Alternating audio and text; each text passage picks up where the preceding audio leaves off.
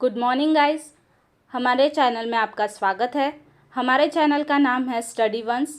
Daily current affairs के video देखने के लिए आप हमारे चैनल को सब्सक्राइब कर सकते हैं and press the bell icon. तो चलिए वीडियो शुरू करते हैं। First question, the ministry of environment, forest and climate change has notified the eco sensitive zone of Dipar Bale Wildlife Sanctuary on southwestern fringe of which city? पर्यावरण, one और जलवायु परिवर्तन मंत्रालय ने किस शहर के दक्षिण पश्चिम किनारे पर दीपर बील वन्यजीव अभयारण्य के पर्यावरण संवेदनशील क्षेत्र को अधिसूचित किया है? First Bhubaneswar, second Lucknow, third Guwahati, fourth Hyderabad. तो हमें बताना है कि Deepor Beel wildlife sanctuary कहाँ स्थित है। तो इसका सही जवाब है option C, Guwahati. Guwahati is the capital of Assam. तो Deepor Beel wildlife sanctuary को इको सेंसिटिव जोन घोषित किया गया है। It is a fresh water lake in Assam. इसका ये lake 30 square kilometre summer season में एक्सपांड होती है और 10 किलोमीटर रिड्यूस होती है in winters.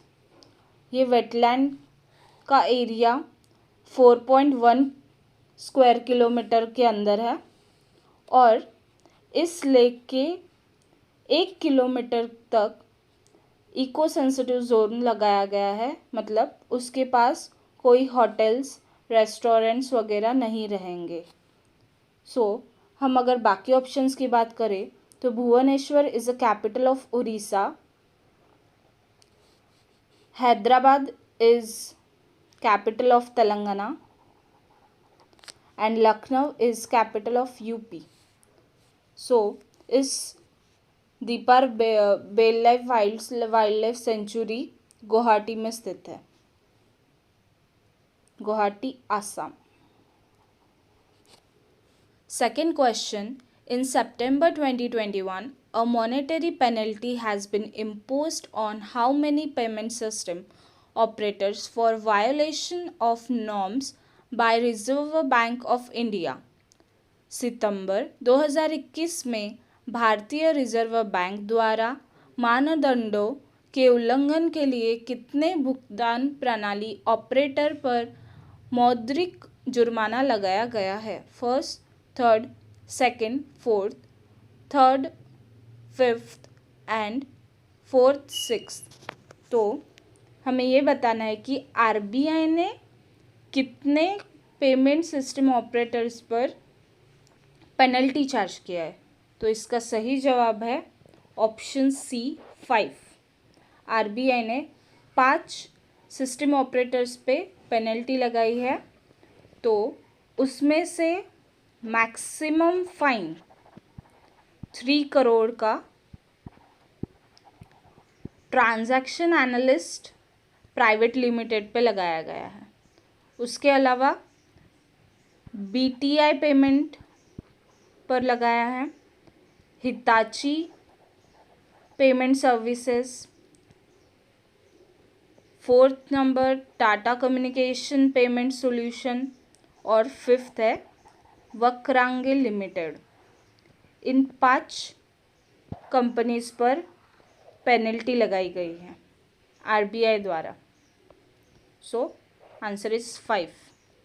Third question, which of the following has launched a new software named Spectacular Enhancement? निम्नलिखित में से किसने स्पेक्टेकुलर एनहांसमेंट नामक एक नया सॉफ्टवेयर लॉन्च किया है? First Coal India, second NTPC limited, third ONGC, fourth GAIL India. इसका सही जवाब है A, Coal India. Coal India ने एक नया सॉफ्टवेयर लॉन्च किया है जिसका नाम है स्पेक्टेकुलर एनहांसमेंट। तो ये क्या करेगा, ये ज़मीन के अंदर कोल की थिन लेयर को ढूंढेगा, एक पतली लेयर को ढूंढेगा, जिससे कोल रिसोर्सेस के लिए एक आसानी हो जाएंगी ढूंढना। और इसे डेवलप किया है CMPDI, central mine planning and design institute ने इस सॉफ्टवेयर को डेवलप किया है। सो इसका सही जवाब है A, Coal India. Fourth question, general SM Saifuddin Ahmad, the Chief of Army Staff of which country is on 3-day official visit to India from 4th September 2021? किस देश के थल सेनाध्यक्ष जनरल SM शैफुद्दीन अहमद 4 सितंबर 2021 से भारत की 3 दिवसीय आधिकारिक यात्रा पर है? First Pakistan, second Myanmar, third Bhutan, fourth Bangladesh. तो हमें ये बताना है कि SM शैफुद्दीन अहमद कौन से कंट्री के जनरल है? तो इसका सही जवाब है ऑप्शन डी, बांग्लादेश। अगर हम बांग्लादेश की बात करें तो बांग्लादेश की कैपिटल है ढाका और वहाँ की करेंसी है बांग्लादेशी टाका। उसके अलावा बाकी ऑप्शंस की बात करें तो भूटान की कैपिटल है थिम्पू और वहाँ की करेंसी है भूटानीस निगुल तुरम। म्यांमार की कैपिटल है नाइपीडिवा और म्यांमार की करेंसी है म्यांमार कयात। पाकिस्तान की कैपिटल है इस्लामाबाद और पाकिस्तान की करेंसी है पाकिस्तानी रुपी। सैफुद्दीन अहमद 8 मेंबर्स को लीड करेंगे उनके विजिट के दौरान और उनकी मीटिंग नेशनल सिक्योरिटी और चीफ एंड डिफेंस स्टेट के साथ और उसके अलावा chief of army, navy and air staff और उसके साथ डिफेंस सेक्रेटरी के साथ उनकी मीटिंग रहेंगी। सो इस सवाल का सही जवाब है option D, Bangladesh. Fifth question, the militaries of which of the following countries will take part in multinational peacekeeping exercise to be organized by People's Liberation Army? निम्नलिखित में से किस देश के सेनाएं पीपल्स लिबरेशन आर्मी द्वारा आयोजित किए जाने वाले बहुराष्ट्रीय शांति रक्षा अभ्यास में भाग लेंगे? First Thailand, second Pakistan, third Canada या फिर डी बोथ 1 and 2। सो हमें ये बताना है कि पीस मेकिंग एक्सरसाइज कौन सी कंट्री के बीच होने वाला है। तो इसका सही जवाब है option D, both 1 and 2, Thailand, Pakistan. और थाईलैंड की हम बात करें तो थाईलैंड की कैपिटल है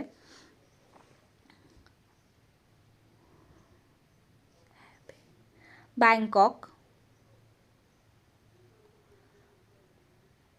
करेंसी की बात करें तो थाईलैंड की करेंसी है थाई बाट। पाकिस्तान की कैपिटल है इस्लामाबाद और पाकिस्तान की करेंसी है पाकिस्तानी रुपी। और थाईलैंड और पाकिस्तान के अलावा और 2 कंट्रीज़ भी है इसमें। फर्स्ट होगी चाइना और चाइना के अलावा मंगोलिया है। अगर हम चाइना की बात करें तो चाइना की कैपिटल है बीजिंग और चाइना की करेंसी है चाइनीज़ युआन। मंगोलिया की कैपिटल है उलाबातार और मंगोलिया की करेंसी है टॉकग्रॉग। सो पीस मेकिंग एक्सरसाइज में 4 कंट्रीज शामिल होंगी, थाईलैंड, पाकिस्तान, चाइना और मंगोलिया। Sixth question.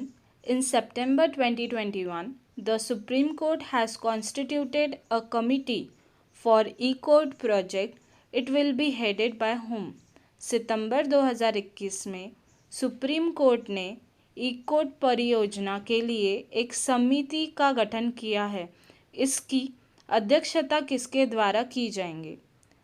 फर्स्ट, आशीष शिरडोनकर, सेकंड, चेवा वेकांत रमाना, थर्ड, अल्तमास काबिर, फोर्थ, श्री काव्य चवाली।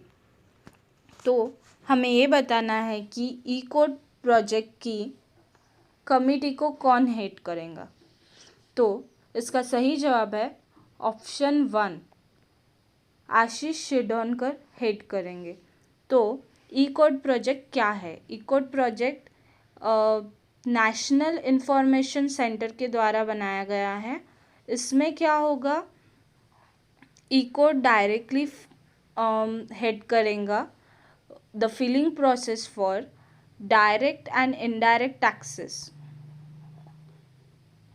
डायरेक्ट और इनडायरेक्ट टैक्सेस पर ध्यान देगा। तो इस कमिटी को हेड करेंगे आशीष शिरडोनकर। Seventh question. With which country did India conduct SIMBEX military exercise in September 2021? सितंबर 2021 में भारत ने किस देश के साथ सिम्बेक्स सैन्य अभ्यास किया? First, Sri Lanka, second, Singapore, third, Saudi Arab, fourth, Slovenia. तो हमें ये बताना है कि सिम्बेक्स मिलिट्री एक्सरसाइज इंडिया और किस देश के बीच में हुआ है। तो इसका सही जवाब है ऑप्शन बी, सिंगापुर। तो ये एक्सरसाइज 1994 से स्टार्ट की गई है बाय इंडियन नेवी। ये 28th एक्सरसाइज थी और ये 2 to 4 सितंबर में हुई है और इसे गाइड किया है by missile destroyer INS Ranvijay. उसके अलावा INS किल्तान और INS कोरा। तो इसका सही जवाब है ऑप्शन बी, सिंगापुर। सिंगापुर की बात करें तो सिंगापुर की कैपिटल है सिंगापुर और सिंगापुर की करेंसी है सिंगापुरी डॉलर। बाकी ऑप्शंस की बात करें, श्रीलंका की कैपिटल है कोलंबो और करेंसी है श्रीलंकन रुपी। सऊदी अरब की कैपिटल है रियाद और करेंसी है रियाल। स्लोवेनिया की कैपिटल है लुजुबलजाना और करेंसी है Slovenian euro. So SIMBEX military exercise is held between India and Singapore. 8th question. Vasudev Tale passed away in September 2021. He had participated in Bhudan movement under the guidance of whom? सितंबर 2021 में वासुदेव ताले का निधन हो गया। उन्होंने किसके मार्गदर्शन में भूदान आंदोलन में भाग लिया? फर्स्ट, आचार्य Vinoba Bhave, second, Dhondu Keshav Karve, third, Morarji Desai, fourth, दादा भाई नेहरूजी। तो इसका सही जवाब है फर्स्ट, आचार्य विनोबा भावे। सो वासुदेव ताले जलगांव से बिलोंग करते थे इन सातोद विलेज। तो उनका देहांत हुआ है।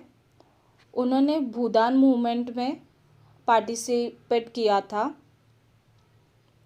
आचार्य विनोबा भावे की मदद से। Ninth question. At the Tokyo Paralympics, who has won the gold medal in men's single SL3 category in badminton? Tokyo Paralympic में बैडमिंटन में पुरुष एकल SL3 वर्ग में स्वर्ण पदक किसने जीता? फर्स्ट मनोज सरकार, second Pramod Bhagat, third Manish Narowal, fourth सुंदर सिंह गुर्जार। तो टोक्यो ओलंपिक्स में गोल्ड मेडल और उसके अलावा मनोज सरकार ने ब्रॉन्ज मेडल जीता। सुंदर सिंह गुर्जार ने सिल्वर मेडल जीता। ये फर्स्ट पिक्चर प्रमोद भगत की है और सेकंड मनोज सरकार की है। बैडमिंटन में गोल्ड मेडल जीतने वाले Pramod Bhagat. 10th question. Which edition of national level exhibition and project competition for Inspire Awards Manak commenced in September 2021? Inspire award के लिए राष्ट्रीय स्तर की प्रदर्शनी और परियोजना प्रतियोगिता का कौन सा संस्करण मानक 2021 में शुरू हुआ? First, fifth, second, sixth, third, seventh, fourth, eighth. तो इसका सही जवाब है ऑप्शन डी, एट्थ।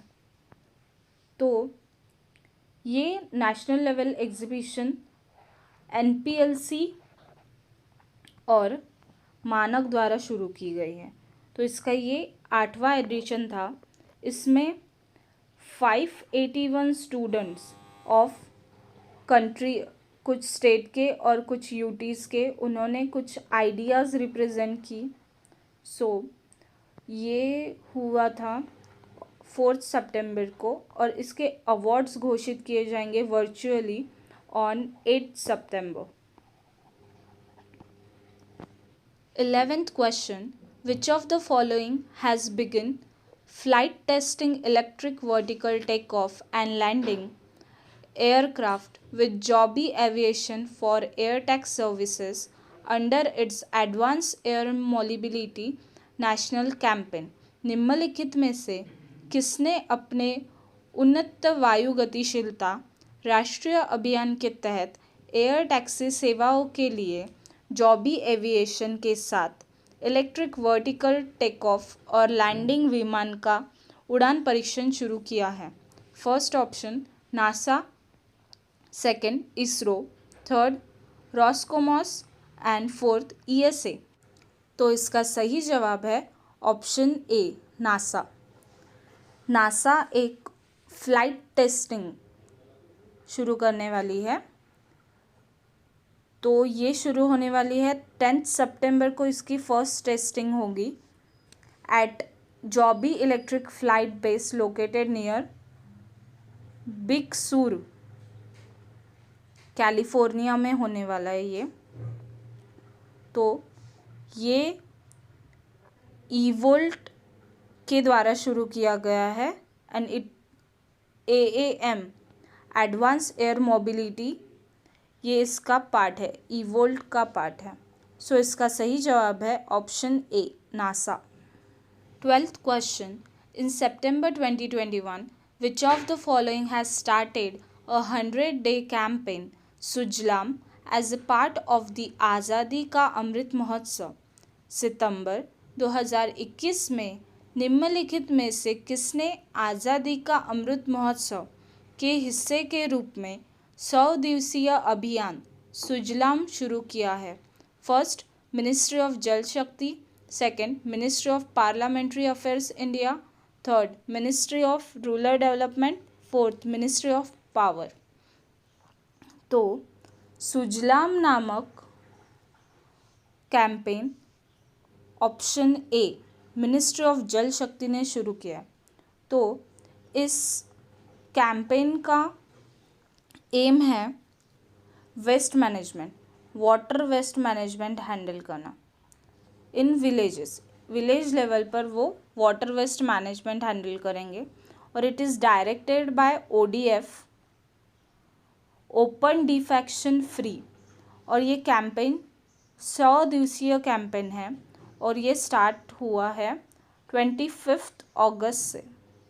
सो इस सवाल का सही जवाब है फर्स्ट, मिनिस्ट्री ऑफ जल शक्ति। 13th question. In September 2021, Ohanam International, a US-based renewable energy startup, has launched India's first green hydrogen electrolyzer gigafactory at which city? सितंबर 2021 में अमेरिका स्थित अक्षय ऊर्जा स्टार्टअप ओहनम इंटरनेशनल ने किस शहर में भारत का पहला हरित hydrogen electrolyser giga factory launch की है? First, hydrogen, second, Bengaluru, third, Ahmedabad and fourth, Kolkata. So इसका सही जवाब है ऑप्शन बी, बेंगलुरु, कर्नाटका। तो बेंगलुरु में first hydrogen electrolyser giga factory start हुई है। इसकी कैपेसिटी 500 मेगावाट है। 500 मेगावाट से ये 2 गीगावाट पर ईयर देगी। और इसे लॉन्च किया गया है by India and it is India's first green hydrogen electrolyser giga factory और इसे मैन्युफैक्चर किया है PEM, it is proton exchange membrane ने इसे मैन्युफैक्चर किया है।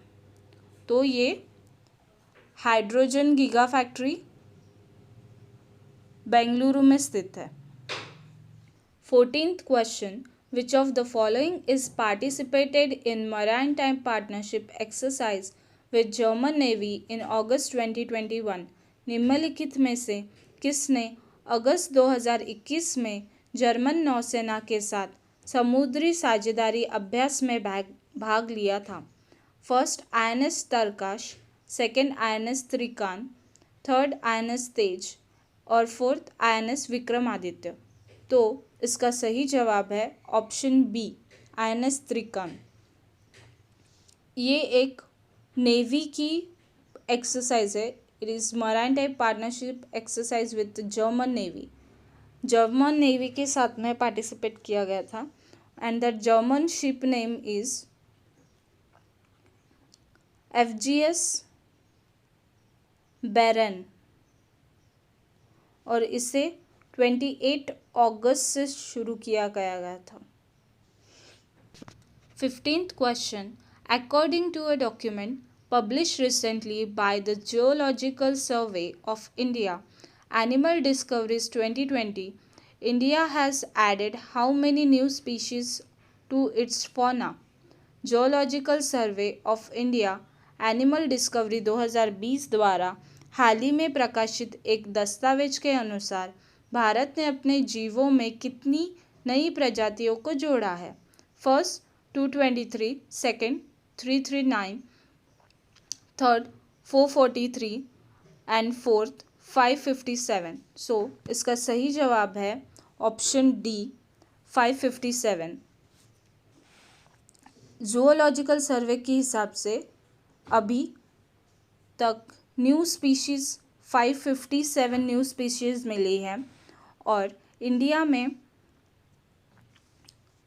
स्पीशीज़ इंक्रीज्ड हुई है बाय 1,02,718 स्पीशीज से इंक्रीज़ किया गया है इन फौना और हाईएस्ट नंबर ऑफ स्पीशीज़ मिली गई है कर्नाटका से। 16th question. In September 2021, Maharashtra Cabinet has decided to set up a science city in which city? सितंबर 2021 में महाराष्ट्र कैबिनेट ने किस शहर में एक साइंस सिटी स्थापित करने का निर्णय लिया है? First Nagpur, second Pune, third Mumbai, fourth Nashik. तो इसका सही जवाब है ऑप्शन बी, पुणे। पुणे में साइंस सिटी ओपन होने वाली है और उस कॉम्प्लेक्स का नाम रहेगा भारत रत्न राजीव गांधी साइंस सिटी। तो और ये कहाँ बनने वाली है? ये पुणे के पिंपरी चिंचवड़ में बनने वाली है। इसका सही जवाब है option B, Pune. 17th question. In September 2021, which of the following has made enhancement to the Indo-Nepal Reassessment Facility Scheme? सितंबर 2021 में निम्नलिखित में से किसने भारत नेपाल प्रेषण सुविधा योजना की वृद्धि की है? First RBI, second SEBI, third SDBI, fourth IRDA। तो इसका सही जवाब है ऑप्शन 1, RBI। RBI द्वारा ये फैसिलिटी स्कीम शुरू की है बिटवीन इंडिया एंड नेपाल, और इसका ध्येय होगा ट्रेड पेमेंट बढ़ाना दोनों कंट्रीज़ में, और इसका ट्रांजैक्शन इंक्रीज कर दिया गया है अप टू 2 लाख। तो इसका सही जवाब है ऑप्शन ए, RBI। हमारी वीडियोस पसंद आ रही है तो लाइक, शेयर और सब्सक्राइब करना ना भूलें। Thank you. Have a good day.